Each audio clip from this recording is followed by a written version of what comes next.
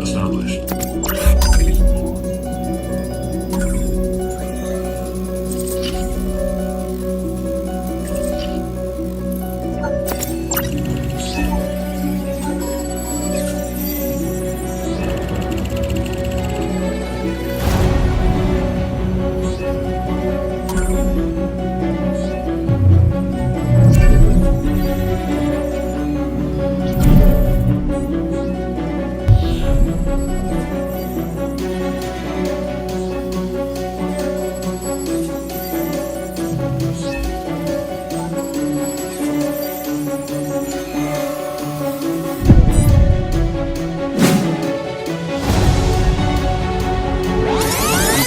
Out of the land of Egypt, for they did not continue in my covenant. Verse 10.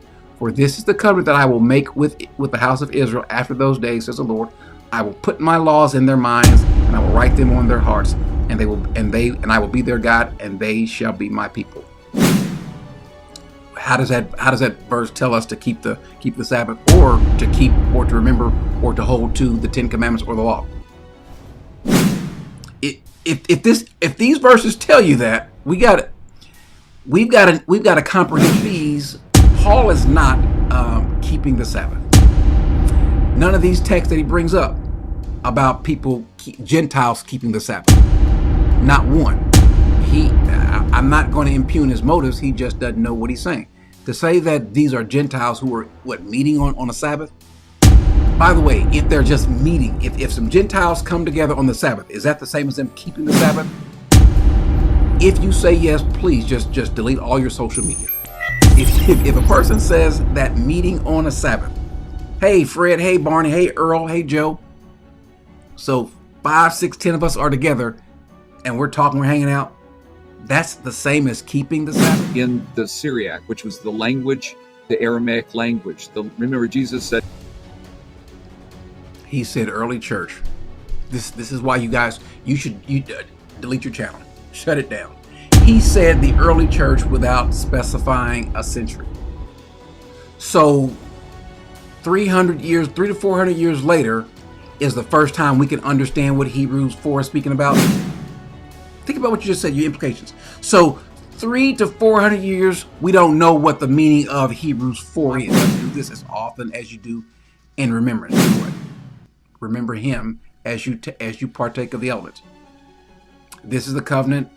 This is my covenant with them when I take their sins away. How is Romans 11:27 anyway remotely referring to the old covenant, the law, the Ten Commandments, or even keeping the Sabbath?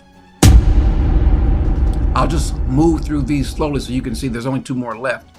None of these have anything to do with telling someone to keep.